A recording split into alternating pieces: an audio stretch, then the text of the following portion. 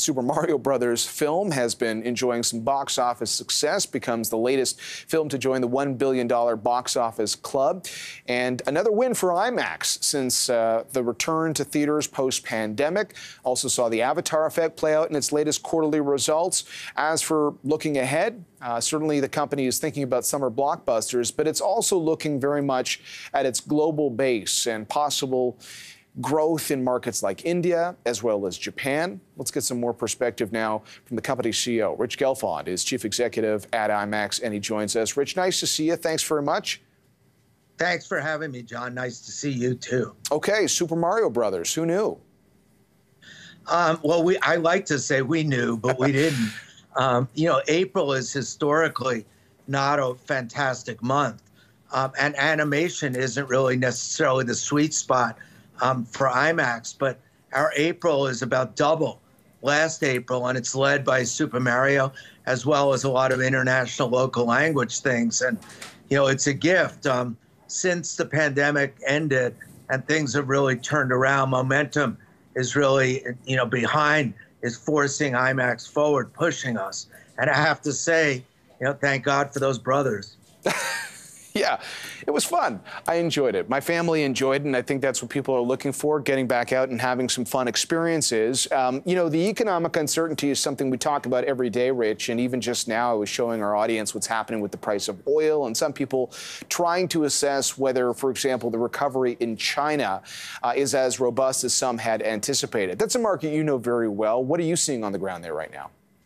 Well, I have to say our first quarter in China was extremely strong. We had a film called Wandering Earth 2, which was local language, and it became our biggest local language film of all time during Chinese New Year. Chinese New Year was the best Chinese New Year that we had. I think things are really opening up rapidly. I don't think China will immediately, reach pre-pandemic levels, and the reason for that is it just started opening up around January 1st. So it keeps getting better, but we've discovered in other areas there's a little ramp-up time. So it's doing well. As a matter of fact, this weekend is Labor Day weekend in China, and for the first few days, it's one of the top Labor Days we've ever had. So it's looking pretty good, and as you said in your intro, it's before blockbuster season even starts, which starts kind of this weekend with Guardians of the Galaxy, and then goes into Fast 10, The Little Mermaid, Indiana Jones, Mission Impossible, Oppenheimer, Flash. I mean, I almost can't keep up with all of them, John. There are a lot, and obviously for people who maybe feel a bit stretched due to things like a cooling economy or higher inflation, movies are obviously sometimes an easier choice to make.